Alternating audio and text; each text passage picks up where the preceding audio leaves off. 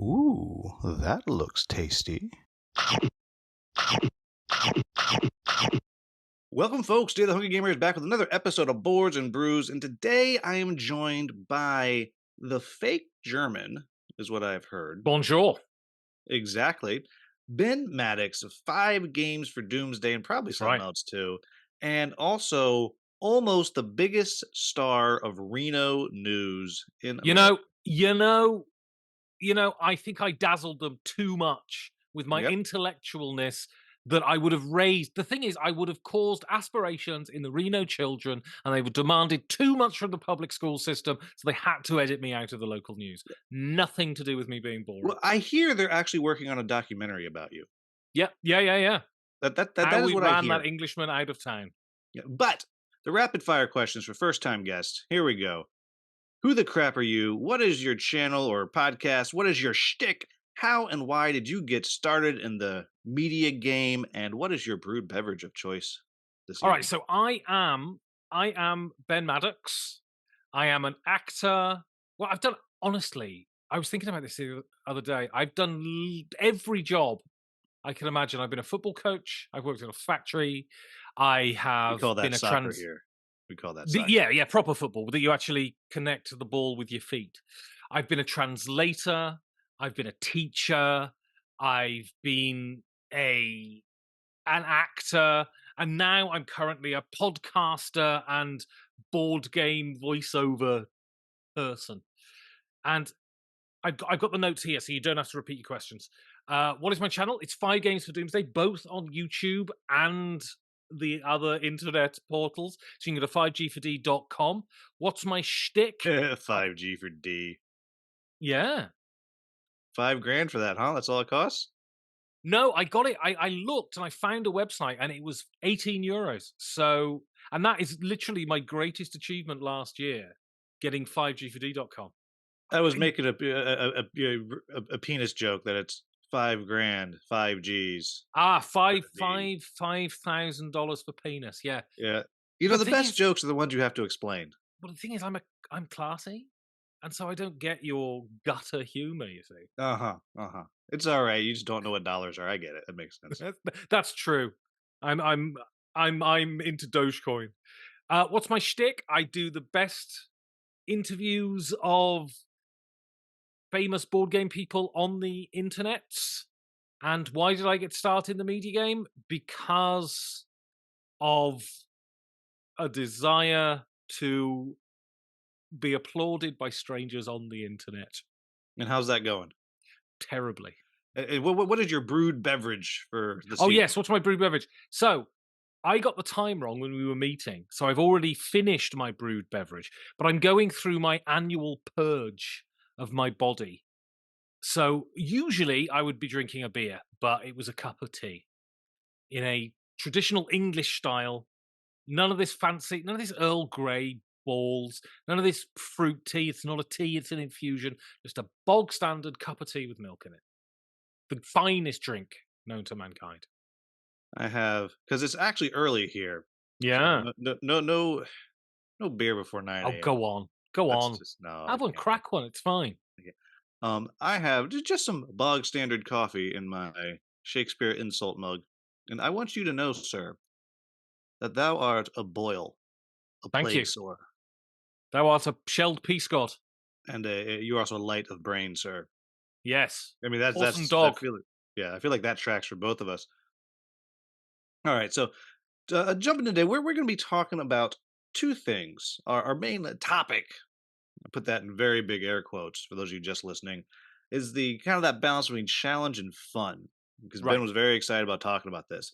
But before we get there, just talk about some recent plays. What have you been playing recently? So, couple of things. One is an older game, one's a newer game.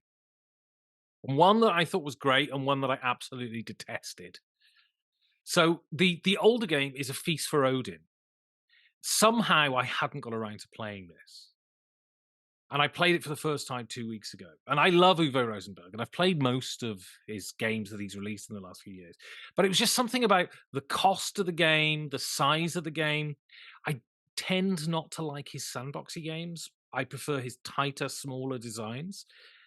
but I've eventually got around to playing Feast for Odin, and while it will never be my favorite Uwe Rosenberg game, I think it is an exceptional piece of work, and it's one of those games that is incredibly ambitious and actually sort of delivers on its ambition, which is so rare with something so big and baroque and arcane.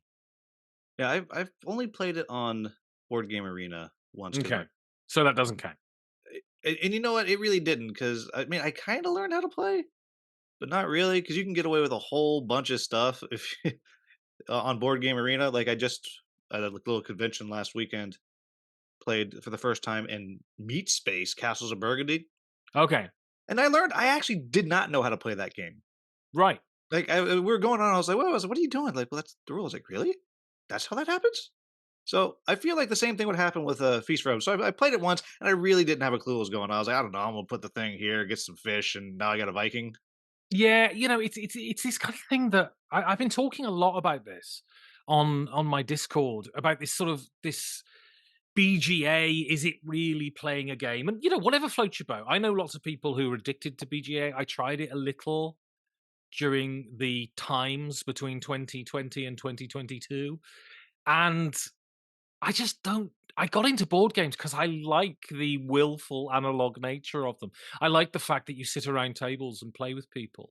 And so I have very little desire to play on the internet. And there's something about the physical manipulation of the pieces on the board that cements the rules in your head in a way that the playing on the internet doesn't. I don't think. People may disagree with me, but I Yeah, I but I don't enjoyed think doing so. it. So I track, and as do all of us nerds, you're not a real board gamer if you're not tracking your plays. No, I certainly am. Yeah. But I only count them if I play. I'll count online plays, but only if we played in real time. Okay. Yeah. Yeah. Yeah. Like, well, y'all get on the Discord or we'll chat, we'll play. Those I count. Those I count. But yeah, I like doing it. The asynchronous games, it gives me something to do when, the in between classes or whatever. So I enjoy doing it, but it is not the way to learn a game, man. I just not at all. But so you're gonna go back to it? You like it? Yeah, no, I thought it was really great. It's very Uwe Rosenberg. I There are better games by him. I didn't play my copy. It didn't encourage me to go out and spend the 100 quid or whatever to buy it. But if anyone offered me, excuse me, I'm dying. If anyone offered me a game of it, I'd absolutely go back. He's a brilliant designer. He's a really meticulous designer, Now and he doesn't listen to this, so you can compliment him. He's not sending you a copy. Like he's that, a right? terrible designer. He's an absolute horrible individual. I've spoke to him once. He seems quite a nice guy. Wouldn't that just be Yeah. hilarious if like this was the day he's like, I'm gonna try this new podcast. Ich probiere mal dieses neue Podcast auf Englisch. What? Yeah, I think I am a very nice person and do good games. but I mean, yeah, it's really good. I would definitely play it again. It's no Le Havre, which is one of the finest. It's his finest game and one of the finest games I ever just made. played But Le Havre the first. That's the one that's got like the river down the middle, and you flip the this. exactly, yeah, Yeah, yeah. Don really wanted to play it, and he was like, I don't know, I really want to play this. And I was like, if you get those fancy bits, I'm in. And he bought the Board Game Geek acrylic Oh, I've bits, got those. Yeah. and I felt bad. I was like, this is like 1,000 bits. Like Mm. I'm so, but we played that one was pretty fun. But there's a guy on Etsy who does like so you get the discs Mhm. that is your worker. Well, he does little blokes made out of Fimo. Out of The femur? Fimo, Fimo? No, what is It's like that? that plasticine stuff that you mold and then you Oh, put it in the oven and it hardens. oh, I didn't know that. Because if And it they was made out look of femurs, that'd be better. I know, much better. But they look absolutely amazing, but it's four figures for $60 and I'm just like, "That's a Well, bit the much." the pound is strong. I deal in euros, unfortunately. And Yeah, what the euro's with not so strong, I don't no, think. not at all. There's things happening in Europe currently that are devaluing the currency. Yeah. Alright, so, the most recent one that I've been playing like crazy is called it's a prototype, but it's called Oh, very Lightspeed hipster. Arena. And this was a game and I actually talked about it in the last podcast too. And this was a game that came out in 2003. Tom Jolly, James Ernst, and Okay. you have little, I think it was cards back then, little spaceships, and they have little lasers shooting out of them. And you have like 10 seconds to put it down onto the table, and then 10 seconds put the next one down, and everyone's doing it at the same time, and you move it around. As soon as you take your hand off, it stays.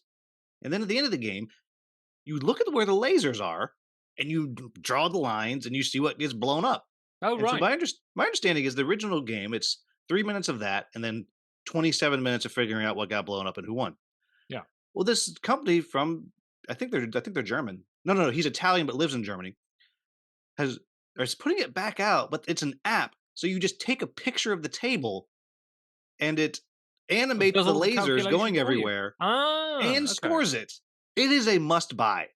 Really? It's so much fun. It is the in the best way, stupid, brilliant fun. It's just like so I took it the last second to the convention, and people who listened last episode, you've heard this a little bit, but and we're just waiting. I was like, we were gonna play a Game Brewer game, and I was Yeah, like, right. it's the last day of the Which convention. Game Brewer game was it? Trolls and Princesses. Okay. I backed it because like that's cute, and it was in the morning of the last day. I was like, I can't do this. I was let's try this, and then we played like 10 times in a row. Yeah. Like just so that thing is yeah, just buy it. Just buy it when it comes out. It's so stupid. It's so When's great. it coming out?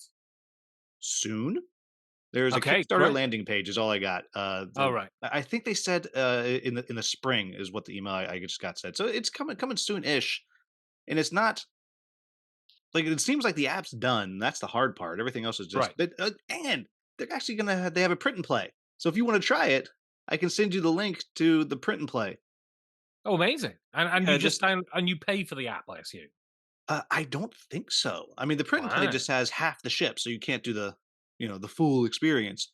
But yeah, and then there's this weird bit of strategy that after you played once, you start to try to do because the ships fire in a certain order. Mhm. Your number 8 fires after your number 1.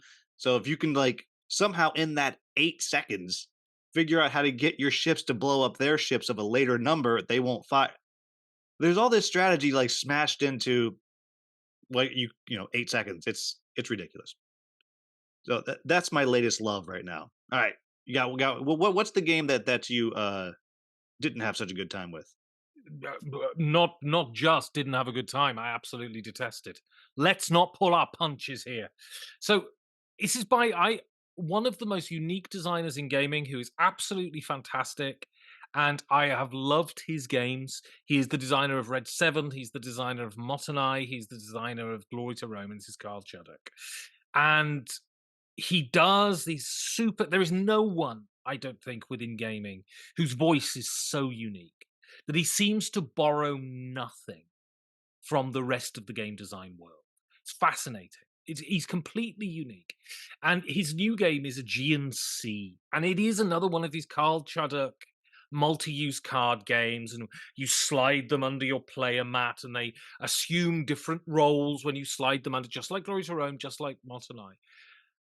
But I don't know whether this is a problem of development or whether it's just a problem of design, but it does two things that really annoy me in games. Firstly, it's hugely overwrought. It feels, even though it's kind of rules light, there are too many rules. And then, secondly, the way it's designed encourages you to do the boring, repetitive thing rather than the interesting, exciting So thing. it's a throwback to classic Euros. Right, exactly, exactly. Is it It fe beige? Is it beige? I mean, it's an Astari game, and they don't tend to do particularly prepossessing productions, so it's, doesn't look great, I've gotta say, but it's just and it has there's lots of so basically you're playing cards, and they have a function, but they also have a special power, and this is where the joy of the game comes, being able to fire off those special powers and the consequences thereof. But the problem is, to fire off the special powers, there are a load of criteria that you have to fulfill that unfortunately can be completely undermined by your opponent. I played it. So multiplayer is just a no-go because it ends up taking 3 hours and it's really not, it really outstays its welcome. Two A player quick plays, side. How many games are there out there that you are willing to sit down and play 3 hours? oh, very few, very Yeah. few. Like, if 2 hours, no problem. 2.5, okay. But if you're hitting 3, it better be a game I love. I'm playing a coin game tomorrow, which is going to be about 12 hours long. But, it's an experiment. I'm going to see if I kill the people around the table. But so you want to play this game with two players, but the point is you can be undermined so it takes you a long time to build up to do the thing you want to do, but you can be undermined by the other player very simply. So you end up spending all this time building up to a turn, and just when you're ready to do the turn, your opponent just completely undermines it, and 3 or 4 turns worth of work have just been completely destroyed by seemingly a whim, and especially because it's a card game and you're dealing with the randomness of drawing cards. It never feels like you can actually do anything of any import, and it makes it not only boring, but frustrating and anger-making at the same time. I've played it twice, and both times I was just like, I want to murder this game. Why do I you want to keep going take back to it? because you play it once, right? And you Yeah. think it's got to be me, right? Okay, yeah, yeah. So my game of the year was Horseless Carriage, right? And I played it the first time, and I'm a Splotter fan, and I played it the first time, and I said, "This is dreadful. This is a terrible game. This is the first game they've done that's really bad." And then I realized that I'd got loads of the rules wrong. So I went back and played it a second time, and it was absolutely astonishing, and it's a brilliant game. Wait. You mean you didn't go right on BGG and leave a review after one game about how it's Oh, broken? no, I did W review bomb w it. Yeah, yeah, yeah. I went in with all my sock puppet accounts and rated it 1. Good, good. It's funny I say that because my brother who's getting to understand board game nerds. Dickheads on the internet? Yeah, like, so he got this review of Lunar Rush, which has been what the reviews have been widely very good. There's, Right. one guy that thought said was okay. As far as the actual, the official reviews, right? People who have a camera. But on BGG, there's one guy that went in and was like, it's a 4, and it's because the only strategy is to do this. You have to do this every turn. You're always going to win. The thing that you have to do every turn is literally against the rules. Right. Like 100% not allowed. And he's like, but like that's not right. I'm like, I know it's not. He's like, and we can't do anything. I was like, no, you can't do anything. You can't even No. respond. I can't If even be you like, hey, respond let me fix this game for you because I can fix this for you. But oh, it's so. I mean, so I feel bad. occasionally I get a snotty comment on a YouTube video. It's funny, the podcast doesn't tend to get many negative responses, but YouTube is a cesspool. And I will get a snotty comment. And I did have a habit of responding with a snotty comment back, and I realized very quickly that it absolutely doesn't help. So what you this is my tip to your brother. What you do is, for any snotty comment, even if it's the most unreasonable thing in the world, you just underneath write, "Thanks for your feedback," and send it. That's all you write. And you feel better because you've put something out into the world, you've responded, and the troll on the internet can't do anything. They can't write, "You're thanking me for my feedback." I mean, they can't. And so Yeah. that's the way you deal with it. I've started. Well, sometimes I'll just tell people like you're dumb. Sometimes I'll get I mentioned before we started recording, or my friend Mark Dainty, who just will. I'll be, hey Mark, would you go? Would you go respond to this for me? And he'll just come in with the most deeply British load of nonsense that's barely intelligible. Mm, But if you once you parse through it, you're like, wow, that was really mean. Thanks, Mark. Sometimes I'll do that. I just had one guy because I covered the new Martin Wallace train game, okay. Steam Power, which is a fun little game. However, it's super light. Yes. It's the lightest thing I've ever played. Like, it on paper, it has all these different mechanics that you're doing. But most of it is not meaningful decisions. And that sounds like I'm slamming this game. I'm not. But it's a lighter decision space than Ticket to Ride. I'm sorry, it is. Right. And I like Ticket to Ride. I will play if you want to play right now, I will play Ticket to Ride with you. Sure. But, you can build your tracks anywhere. So it's not really, a challenge. Like, there's some whatever. And so I said this. But it's fun. And this guy just comes on, he's like, "Well, how can you say it's like a ticket ride? Because obviously it's not." I was like, "Well, I mean, I played it. That's how I can say that." I was like, "Have Right. you played it?" He's like, "Well, no, but I've read the rules." I was like, "Uh-huh, I've played it. I don't know what to tell you, bud. I played it." And then he's like, "I've played hundreds of games." And I was like, Yeah, have you "Motherfucker, I've played this reviewed one? hundreds of games. Like, what Have are you you talking about?" played this one? Yeah, right? You're Um, not telepathic. yeah. So I got to do a little with that guy. I was like, "All right, dude, I don't know what to tell you. Like, go find another channel. I hope that likes it better. I don't know." Like, Right. it's fun. And somebody else came as well. Did you have this experience? Someone else who played it. I was like, no, I didn't. And I said, because it has a bunch of maps to it, a bunch of different maps. They only sent the very basic map, and I was like, with other maps, maybe, but this is just like a big open field and run around. But anyhow, not the point. Thing Don't is, know I how we used got. to be I used to be that dickhead myself. I used to leave trolly comments, watch stuff, and get annoyed. And then I like at one point I just looked at myself and went, "What are you doing? You're shouting at a stranger on the internet for no reason.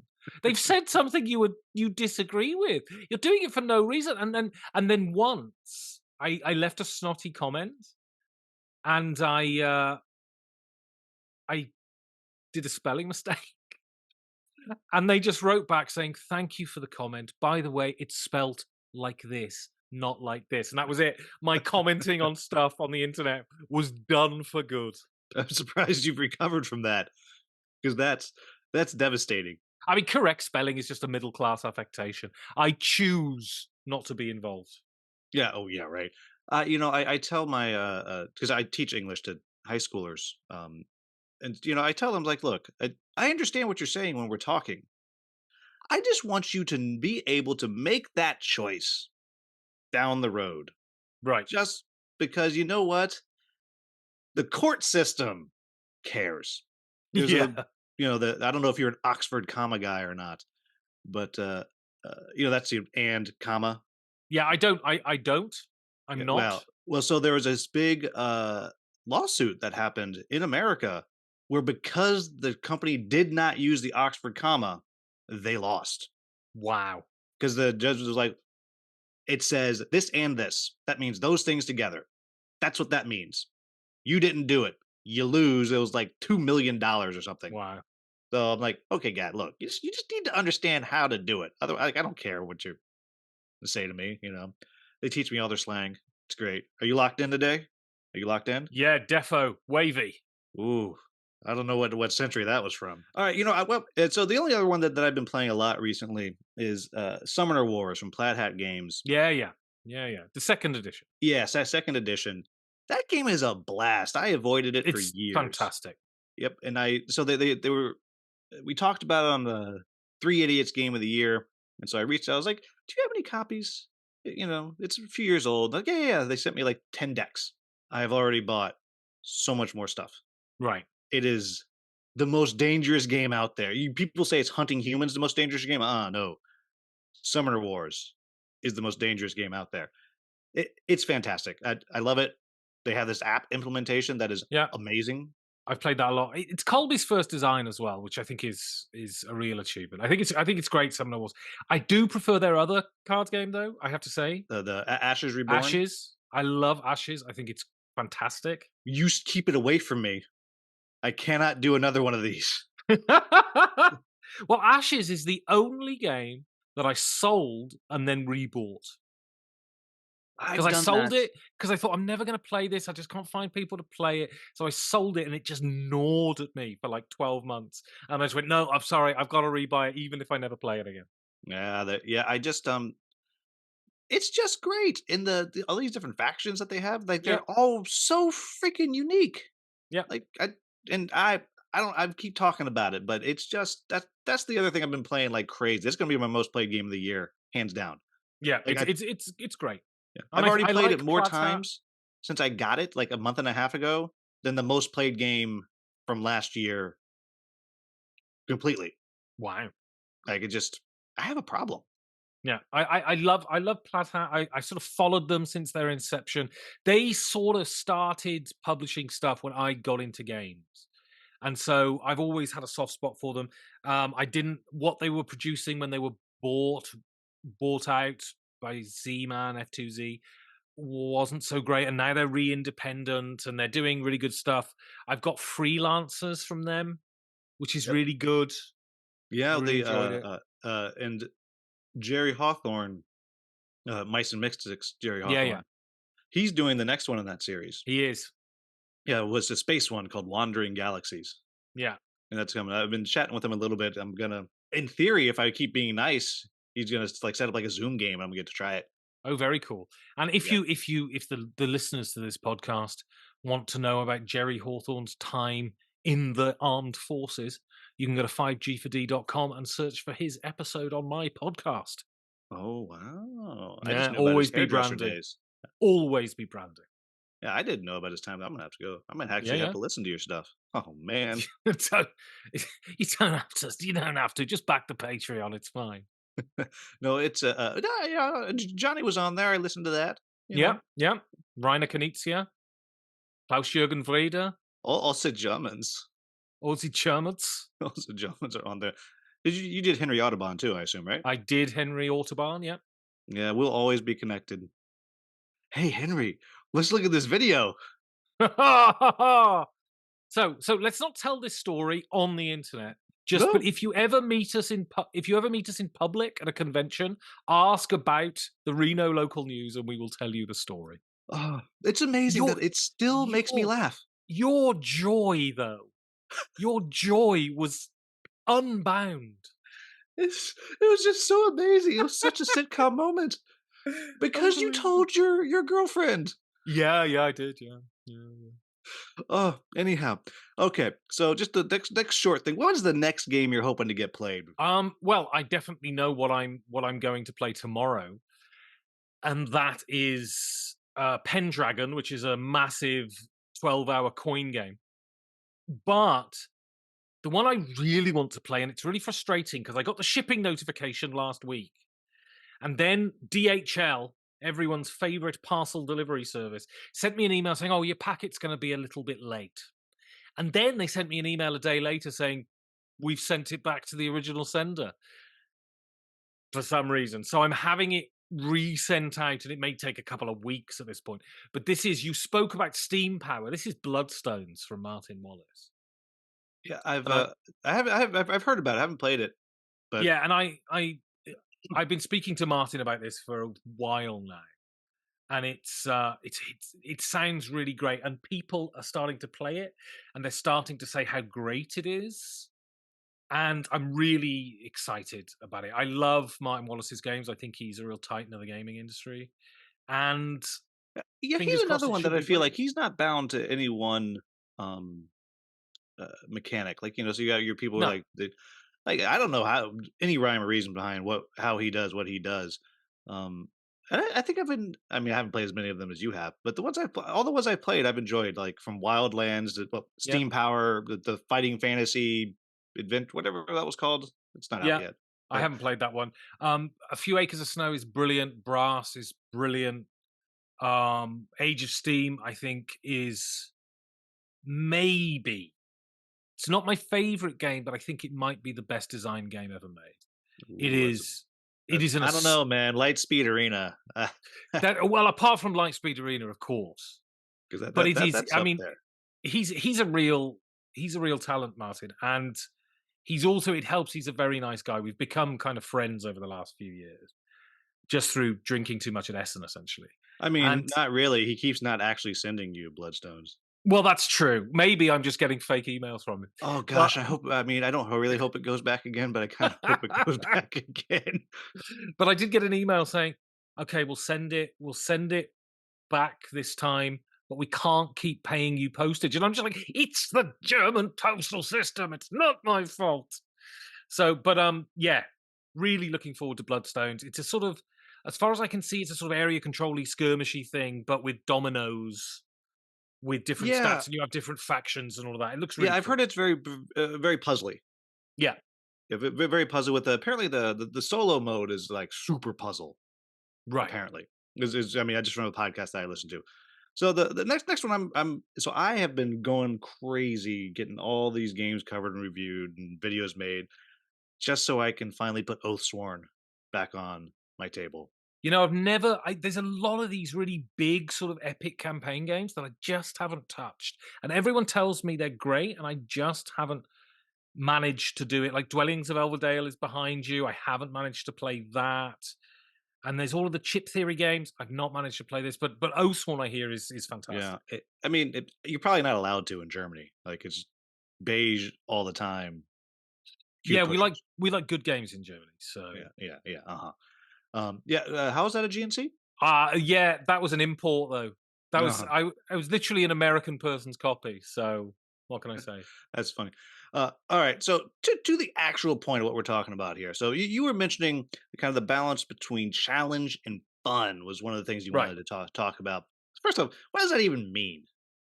So it came out of playing this Aegean Sea game, right? And it's so if a game is wholly constructed, we were talking about telestrations before we started recording. If a game is just all sort of being loony and silly, it loses something in engagement because there's something about the great joy of playing games, and I would assume most people who are really into games, it is about navigating your way through this system and achieving the ends that you want, right? Mhm. And that's kind of the joy in games. But challenge, a GNC is a great example of this, is there's only so many obstacles that can be put in front of you. So the thing is, I think you have a macro goal within a game, right? A final destination. And within that, there's lots of mini goals that you work towards. This is how you play a game. And I think you really have to balance how easy it is to reach those mini goals. They can't just be super simple. Otherwise it's just boring, right? But you need to get every so often throughout a game a hit. You need to do a turn that feels satisfying, that makes you feel clever to then give you the impetus to want to get through the rest of the game, right? And games need to balance that. I guess challenge and fun, it's more like reward for endeavor is really great game designs deliver this. And then there are some games that offer a strategic challenge, but are also fun in when we think of fun, we think of woo. And I think of Modern Art by Ronica Knizia, which is in many ways a party game, but in many other ways a deep strategic challenge that you have to try and navigate your way through. And it's the perfect example of offering you challenge, but offering you the kind of silly fun that lighter partier games offer, right? Yeah, I was thinking about it, and just games, right? That are you know that line between challenging and fun. For me, I think of it usually with crisis management games, pandemic style games is usually how I think about it because those are they're very hard. Think of like Ghost Stories, which Right. is I was like, okay, I got to get this game. I finally found one, and holy crap, I lost in like 2 turns. Um, Yeah. very very hard. So, but it's weird. Like that one is renowned to just be impossible. So Okay. I'm like, all right, I this is the finished thing it I'm doing. once. Yeah, but on the other hand, I think of a game like a Sulkin, Right. which just doesn't care about your feelings, and it's like, oh, you scored 2 points. Right. Congratulations, you got second. Like, I don't ever want to play that thing again. I was like, this is just not. I just spent all these hours for 2 points, and and that's my best score ever. Like Right. I don't- I don't have time for that. Like I would rather play the Euro game that is just as challenging with the ideas, but I'm going to finish with 200 points and lose by 200. Like I'll feel better about myself because it's like I don't mind if it's hard, but don't make me feel bad about it. Right. I think so. It's really interesting. You've seen, I think, a great shift in game design that I think is a little too focused on the player rather than designer. And so I think a lot of games, especially co-ops, have become Skinner boxes to some degree. Is Skinner boxes? I don't know that one. So a Skinner box, are you familiar with B.F. Skinner, the psychologist? No. He was a mid 20th century psychologist. He invented this concept called operant conditioning. It's essentially training animals to do stuff. And he had this thing where he could train by rewarding certain behaviors. He could make pigeons turn in a circle, right? And it was this box that if a pigeon, if he wanted to turn, if he wanted a pigeon to turn in an anti-clockwise circle, the pigeon would start the movement and he'd hit a button and some seed would come out. The pigeon would have the seed. Then when it did it again, he'd hit it again. And so it reinforced that that's how the pigeon gets the seed. And so you get repeatedly given treats. This is what a Skinner box is. And this idea that you get something all the time and it's very easy without challenge. I think with a co-op game, for instance, if when you first play the game, you win it within the first 6 plays, to pick a number out of my head, I think it's too easy. Co-op games should be challenging until you get within the system and you're able to play the game properly. They shouldn't give you treats. I see this a big problem. I think Charterstone is a great example of this. A game that is just too bloody nice to everybody. Everybody wins a prize in that game, and then there is no challenge. So I absolutely loved Solkin, but I understand why people might have an issue with it because the economy is so tight in that game. It's a real challenge. Splotter are a great example. Yeah, I've never played any of them because of the reputation of food chain magnate, where like you can lose a 3-hour game on the first turn. I'm like, man, I don't have time for Absolutely, that. they I are don't have time for that. merciless. They are absolutely merciless. But because they have so much challenge, the reward for overcoming that challenge and being average is incredible. You feel like you're Einstein, you know? And Yeah, I so, feel average every day. Yeah. but it's that thing. I guess you need just the right amount of challenge. There really needs to be a balance because if Yes, something is just I'm there. So is thinking about the like the co-op game thing you're talking about, I am the ones I think that are the best currently are the ones that have a really well-tuned difficulty setting. right. Because because like the first game, actually, my first game I play those, I actually like to win the first one, but I'll set it as easy as possible Okay. because that allows me to figure it out. And so, like a Tesseract is one that we just a great toy factor. It's a big old cube of dice, and they spin Mm, around, and it's very cool. And we played it on a high difficulty setting last weekend. And the best thing about that was the challenge was so dialed in that we were losing. Oh, we're getting crushed. We're getting crushed. And then it gave us a hint of hope, right. and we thought we were going to do it, and then it smashed us in the face, and we lost. That's what Pandemic does when you have a great game of Pandemic. And just fantastic. But having kind of that balance, I think, is just the way to go. And another one that I was thinking of is Assault on Doomrock, Mm, which is famously very, very hard. And also famously, he had a huge disaster in his production because he. Did you hear about the? I didn't. So he had some item that you can get. It's called the Banner of Kekistan, and apparently Kekistan, which he was taking off something from World of Warcraft, like if you said It's an old wall. 4chan term. I can't remember what it Yes, means. it's a 4chan turn. But prior, if you played World of Warcraft, if you typed in LOL and you were the orc faction, and the other side, it came out as Kek. Okay. So whatever, he had this thing, and someone's like, this is like an alt-right thing, right? And he's Yeah, like, I think it is an alt-right term, yeah, it yeah. is. And he's like, I had no idea. And he pulled the card. It was pulled from all of the non-English copies. It stayed in the English copies. And so there's this thing came out, this big mea culpa. Oh my, oh my, whatever. But along with that, this is a famously impossible game, and so he put in for people who thought it was too hard, easy mode, which is just stupid easy. It's like you have an ability which is punch, do 1,000 damage, like just Wow. something stupid. But then later he came back later and said, you know what? A lot of people are saying they'd like to be able to win once in a while. So here's some real difficulty settings, which I Yeah. thought was interesting. But it's like a lot of people like everyone likes having the challenge until you just can't win. Like at some So point so it's like this is all good, good, good. And it's like I'm done.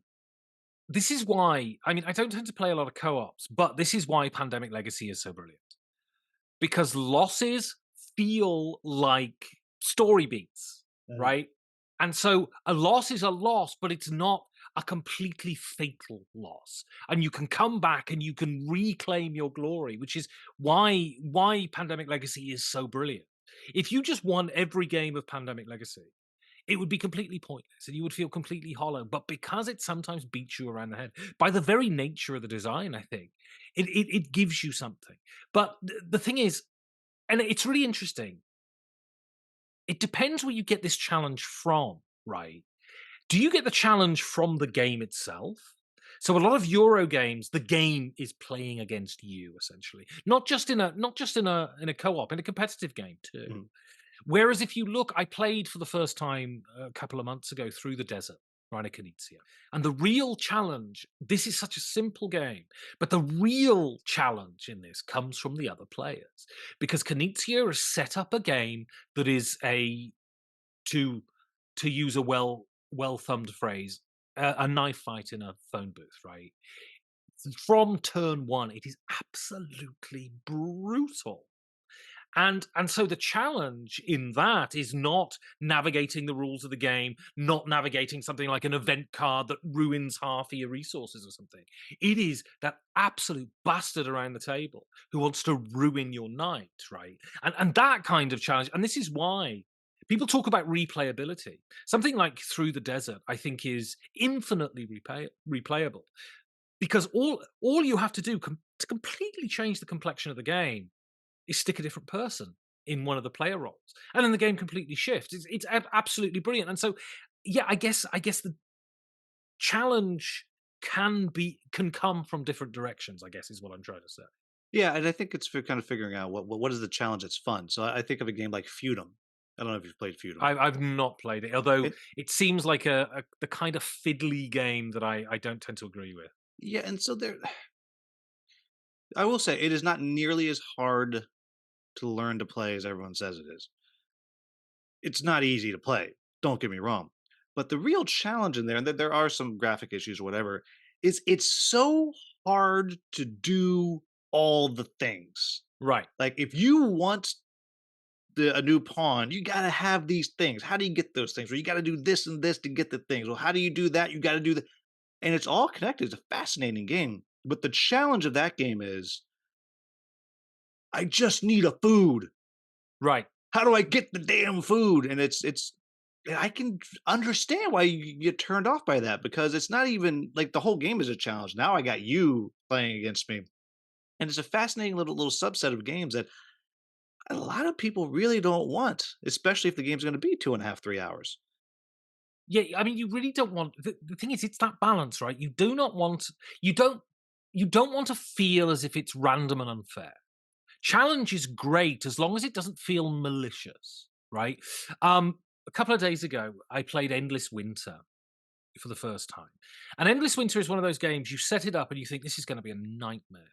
This is going to be 20,000 fiddly little rules. And what's really interesting about Endless Winter is that actually it's a very streamlined, very simple, very well designed game. And that's not just because I know the people behind it. It's a really, And you know the really people in good, front of it. well, indeed. It's a really good, solid Eurogame. And it strikes that balance in giving you enough challenge without making you feel like it's unfair. And it has different elements to the game, like the building the buildings on the map is where you attack other players, passively attack in a very Eurogame way. But then you've got the challenge of trying to overcome the cards in your hand and then spending resources to balance out where you don't make resources and having that brilliant rest action that can prevent you from moving forward, but also at the same time can save a complete disaster, right? Well, I mean, that's the challenge of you're just having to decide, the well, maybe less so in this one, but a lot of the games of when do I pull myself back? Right. Right? When am I going to do that? Because if I could just burn all these cards now, which would get me to this faster, which would do these other things. But am I am I letting something go that I could possibly get? Is that the right choice? And that kind of challenge, I love that kind of challenge because that's Yeah. me, right? I'm challenging my own stupidity here. And then there's always that moment you do something, you're like, oh, I shouldn't have done that. Yeah. Yeah. It's And too it always late. comes the second after you've done it, Yep, which and then is there's always one really nice person at the table that's like, "Well, you can just take it back."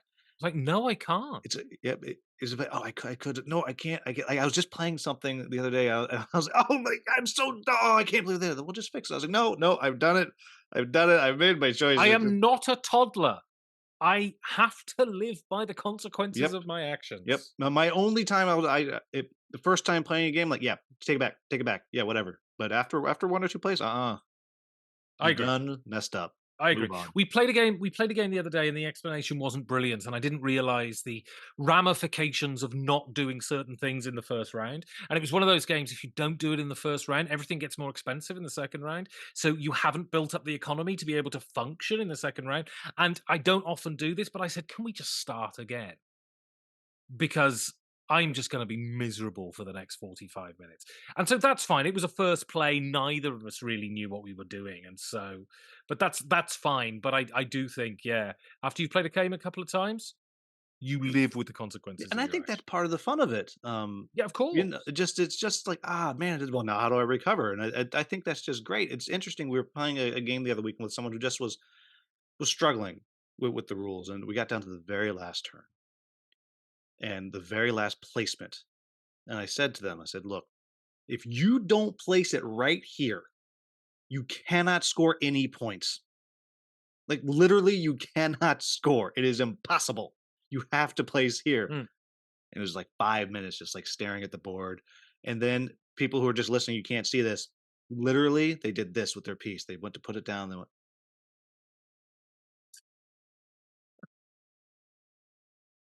and then put it down and picked it right back up, and I'm like, Just you have to. You have to do it. Just do it." And they did, and they lost, but still, the game was over. We were done. But it was just this was such an odd moment. I was just like, "No, just, like, I know it's your first game, but, like, you literally have to do this. You have to put your pants on before you go outside, Ben. It's just you have to do that." I rarely do. Oh, But so yeah, the first time I played Through the Ages, and Through the Ages is now my favorite game of all time, which, is if it you're a board game really? media, oh yeah, 47-hour game. I adore it. But the first time I played it, I was playing with two people who'd played before. And there are event cards in Through the Ages that can be incredibly mean. And there's one event card, and if anyone's listening to this who's not played the game, I'm going to give you some valuable information. There's an event card called Rats. And basically, you need food to build population, to have your population help your civilization to function. And so, what I thought I would do is that I would build up a load of food and then I could have like 4 or 5 turns that were super easy where I was building people and building stuff. And the thing is with the events in Through the Ages, you seed the events, right? And one of the players they knew it was the first time I'd played it. They knew I didn't know what was in it. And they saw what I was doing and deliberately seeded rats into the game. And I'd spent the first third of the game on this strategy, and then it completely destroyed my civilization. Completely destroyed it. And that's when I killed him, Your Honor. Case And dismissed. I picked up my player board and I threw it across the table. It's the only time I've ever done this. But then we reset back and we carried on from that point. And if you're talking about challenge, then my challenge was to reassert. I knew I couldn't win, but it was to reassert my civilization, to come out at the end feeling halfway respectable. And I was able to do that because the game itself is so fantastic. And so, yeah, again, I think people tend to get frustrated with games because they think they can't win. But also, for me, because I'm not the brightest in the world, the challenge with games is not winning, it is coming out feeling that I've done a respectable job, Yeah, right? one of my favorite things, like, I don't care if ironically, because I usually don't care if I win, there's one game I care if I win. That is Vast Mysterious Manor.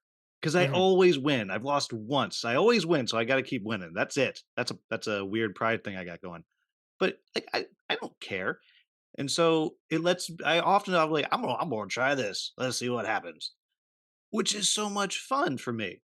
It's just Right. like, yeah, I'll see, can I win doing this thing? I don't know. We'll see. And ironically, I win way more since I've stopped like really worrying about it. It's like, "Ah, I'll try this and just see where the game takes it." It's fantastic. But I think what I'm actually collecting out of our ramble here is it seems like it's having like a challenge. Is it the game that's really challenging you?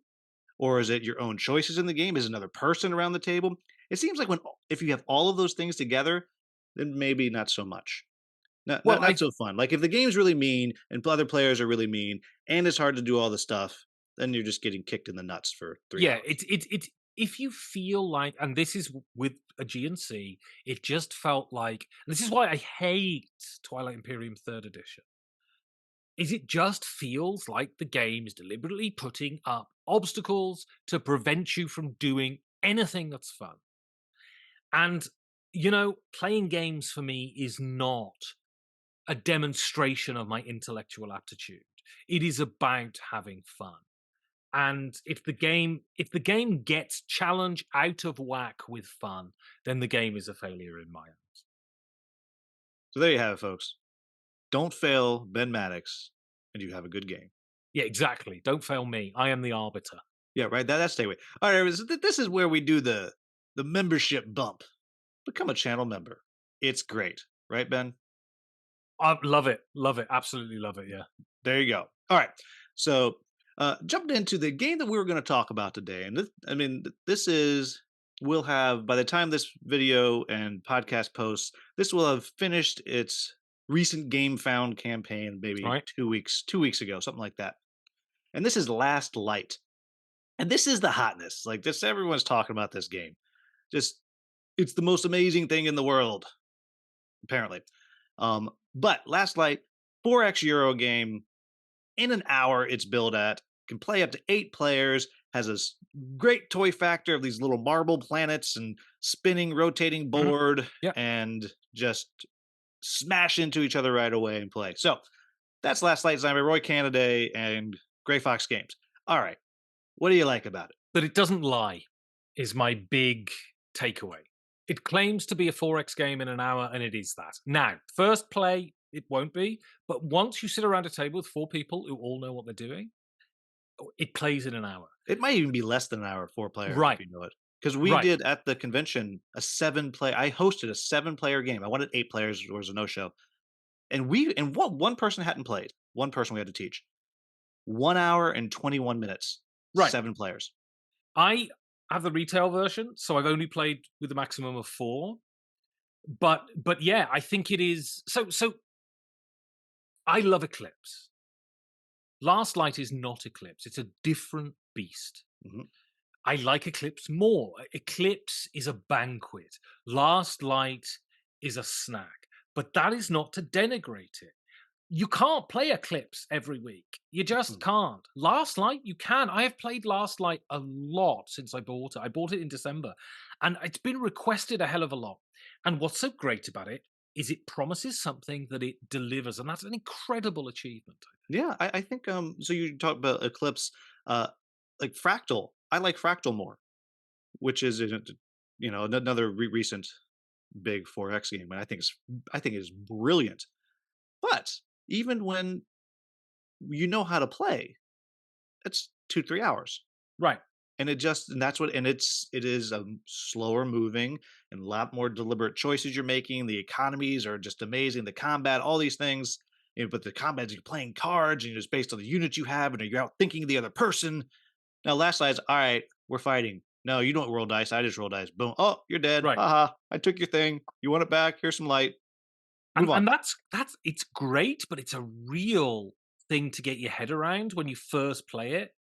That unless you've played the maneuver card too, you don't get to roll in defense. You just have to sit You there just and take die. it. Yeah, it's a real it's a fascinating game, and It's it very is. much an analogy for life. Life Oh, sucks, then you absolutely, die. You know, just oh, absolutely, and yeah, it is just, and for a first design, it's audacious, and it is, yeah, and I keep coming back to it, but you just can't get away from the fact it promises something that it delivers on, which is basically what you want from a game, right? yeah. I do a lot of dungeon crawls and stuff. 'Cause that's my Mm, first love. And a game like this, we call it a beer and pretzels game. Like that's what we right. call it. It's just get your beer, your pretzels, and you're gonna do and that's what it is. But yeah, it's not a denigration. It's just it really is a wonderfully crafted game. The rule set is very tight. Yeah. It all makes sense. There's one thing that always sticks in my craw of the you play the refresh card and then your extractors will get you light, but you get light from the sun in the middle only on the turn. I can never Right. remember that. And that's it's on the card, but for Yeah. whatever reason, I can never remember that one. But there's nothing else about it that have ever found confusing. No, it's Like, a very slick game, and it is also if you're someone who's really into 4Xs and you're a bit nervous about whacking Eclipse or TI4 down in front of people in your game group who you're trying to convert, play Last Light with them. And if they like Last Light, they will, I assume, like longer, bigger 4X games. or And Last Light, you or you waste got an that hour. friend who's 4x curious. Yeah, Well, you just play this a few times, and then they're going to be interested in something a little bigger, a little heavier. Yeah, yeah. I think it's yeah, it's a very very good game. I have so few complaints about it. I think that does your production have like the big marble planets, or is it something else?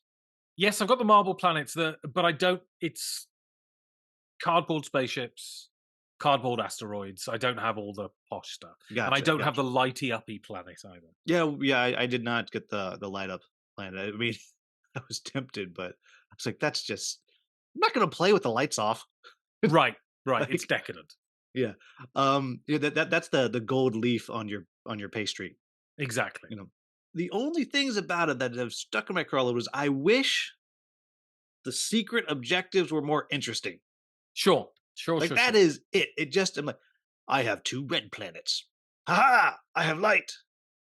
But that's I mean, that is the only thing I got. It's just every time I'm like, Yeah, "It's so kind of, boring." kind of. I guess they're in there to accelerate the game. That would be my guess. Oh, yeah, yeah. That it's a play that they came out of playtesting would be my guess. Yeah, it's a very much it's a because the winning strategy is go to the middle, hold the Right, middle, you exactly. know?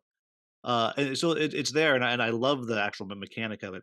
And I think the other thing that would make me happier is if each of the races was more overpowered. Yes, absolutely. I love that in a game when every faction is overpowered, so nobody's overpowered, but you get to feel like you're So overpowered. I if you love look that. at Marco Polo, you the first time you play Marco Polo, you look at your player power and you go, that can't be right. That's broken the game completely, right? And so the whole in Marco Polo, the whole goal of the game is to get to China. And there's one special power that if you have that character, you start in China. Right. And and so you're like, what? This is impossible. This is completely broken. But because, as you say, because everybody's power is broken, no one's is, right? And I do find so there's imbalance within the races. Some are just crap and some are really good, but none of them are great. You don't look at your power and think, the stuff I'm gonna do with this. I mean, you never do, right? Yeah. Yeah, and so I mean, and that's a little bit of a, preference, but the reason I like that, having that is it makes subsequent plays feel different. Yes. So a master of this is a Peter Vaughan at Cardboard Alchemy. He did it with before he was at Cardboard Alchemy. He did it with Dwellings of Eldervale. He Mm. did it with Andromeda's Edge. Those factions are so broken, but because of that, you it gives you a hint of how to play, and you lean into that strategy, and you have a completely different game every time. And so now I am nitpicking here because like I said, I think it is a good game, Oh, it's a and very good game. it's one Yeah, that yeah. I can't ever imagine saying no, I wouldn't play. Yeah, yeah. It's one of my favorites of last year. Yeah. Yeah, it's really good. And, some of the, color matches on the if you have the 8 player, it's a little bit weird, like, it's like, "Wow. So you do you wanna be yellow or do you wanna be a little more yellow? Yeah. What are you And feeling?" the light tokens need to be the 5 light and the 1 light need to be different colors. Very difficult to tell them apart. Yeah. But yeah, it's a real achievement, and for a first design, I would be as proud as hell if I'd Yeah, done and it's something. gonna I have to assume that, subsequent printings are gonna get better, and, I know there are a bunch of new races, that's the big thing that they've offered in the new Mhm. campaign, so, yeah, I don't know, but I think it really is quite the achievement. I mean, Yeah, it's absolutely. going to be selling for a while. I think this is my guess. I think what's going to happen is the majority of people are going to play it once or twice. Like, oh my gosh, this is the greatest thing I've ever played. And they'll play it a few more times. Like, oh, okay. And the people who kind of stick with it a little more, then you're going to start to really have your group of like masters of Last Light, and those games are going to be intense. But I think Yeah, some yeah. people are going to fall away. It's going to be a little more of a flash for some people, but the people who really stick with it, I think they're going to feel rewarded I in the mean, the long very run. nature of my game group is that I don't play games very often. So, I'm never going to play. I played last like 5 or 6 times now. That's a lot for my Honestly, game group. that's a lot for modern board gamers, right? Yeah. I mean, if On a unless side I'm note, unless I'm people who get reviewing a bent out of game, shape over replayability, like, come on, nerds. We play games like 4 times and feel good about right, ourselves. right. And also, people get replayability wrong. They think variable setup equals replayability, and it's not. It's depth of gameplay is Yeah, what makes a game replayable. it's I was just there's a game that's coming out very soon. I haven't released my video yet. It's embargoed still, but Galactic Ooh, Cruise. I assume you've heard about it. I haven't. How have you not heard of Galactic Cruise? It's I like all haven't. the rage. Euro game. Um, it's super beige, but they've made the beige game not beige, not Okay. not color wise. It's still kind of beige, but you're running. Have you ever seen the show? Oh, yes, I have seen this. I Yeah, recognize the cover now. yeah. So it's this interesting game that like they've done a good. So it's the same game every time you play. There's Right. some changes of setup, like where what actions are paired together and which ones you can take together and objectives, whatever. But there is a lot of amazing replay just in the choices that you make. Right. Like, it's just the choices, and it's very replayable because you just, if I do this on the first turn, that's gonna change, the next 7 turns I do. Really interesting stuff. Yeah. You should check it out. Replayability is about good game design, not variable setup. You don't need 1,000 million cards. Yeah, well, I need 800 million cards, thank you. You're a card addict, though. I get that scene too. But I'm not gonna sleeve them. I'm not gonna sleeve them. No, no way. I say that, I did just sleeve a bunch of my Summoner Wars because I made an order. So Plaid Hat Games, if you spend $75 Okay. free shipping, you wanna know what my order came to? 74.50. 74.80. Nice. I was like, "What a brilliant job of pricing y'all have done." So I was like, "Guess I'm buying sleeves. I guess this is now a sleeves game." So, anyhow, we are totally digressing. So now, before I let you Yeah. go, because it's probably bedtime there, Yeah, your age. yeah. 7 Um, 7 o'clock in the evening. oh, that's I'm an it. hour Yeah, past it's my definitely bedtime. bedtime. You've missed Yeah. the Denny's early bird special. I know, isn't it? It's terrible. Yeah, The so what sacrifices I make. you do just for the cause.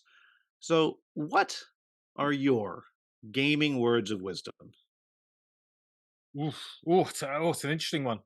Um, I guess is that never assume that the game you hate is because the game is bad. Always assume you're doing something wrong and go back to the game until you're totally convinced you hate it. That would be my.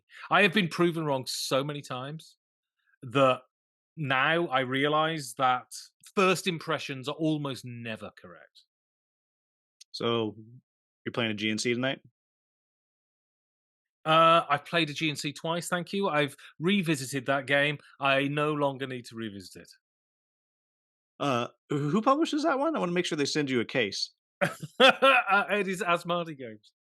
Yeah. Yes, as my that's, One Deck One Dungeon Deck they did. Dungeon. Yeah, yeah, Yeah. yeah. One Deck Dungeon was great. One Deck Galaxy, not so much. I've not played it, though I hear it's good. Yeah, One Deck Dungeon is great. One Deck Galaxy was a bit of a mess. Apparently, they dropped a container in the ocean of Oof. one of their games. Apparently, a container fell off the ship and their print run was in it. Oh, that's rough. Right? Isn't that just ridiculous? Like, Oh. could you imagine like your DHL? You're like, oh, they sent it back, and they said fell in the ocean. I mean, you'd hope they're insured, though. Oh, I have to assume. Yeah, I mean, I have to assume that the shipping company eventually paid for it. Like, I don't know. Anyhow, so where can people find your content again? You can go to 5gfd.com. You can see all the shows on that, all the podcasts. A lot of podcast episodes. You can join the Discord there, which is a wonderful Discord. Or you can go to YouTube and search for 5 Games for Doomsday, and you'll see my videos there where I talk about various stuff. There is a review of Last Light up on my channel. And yeah, hopefully you'll enjoy it. Yeah, and there'll be links to that down in the description of both the podcast and the YouTube, everybody. Damn So, right. um, anyhow, make sure you check it out. If you're looking for someone to talk about beige Euro games, he's your Yeah, guy. I am here. That's right. As always, everybody, thank you so much for watching. If you enjoyed this video, like, subscribe, share, do those things. Don't smash the bell, though. We don't smash the bell here. That's Do ridiculous. we not smash the bell? No, don't. We're too old to smash the bell. What do you do with the bell? You smash it, but we don't smash Smash the it. bell. Right. I don't understand this logic. Don't hurt yourself. Don't hurt yourself. Okay. Uh, I'm gonna get T-shirts made if you come to RageCon. It's gonna say "Don't smash the bell" for us. We're gonna do that. But I'm getting anyhow, T-shirts saying "as featured on Channel 9 Reno." Channel 9 Reno smashed my bell. They certainly smashed my self-esteem. Anyhow, thank you all so much for watching. Have a wonderful, wonderful day.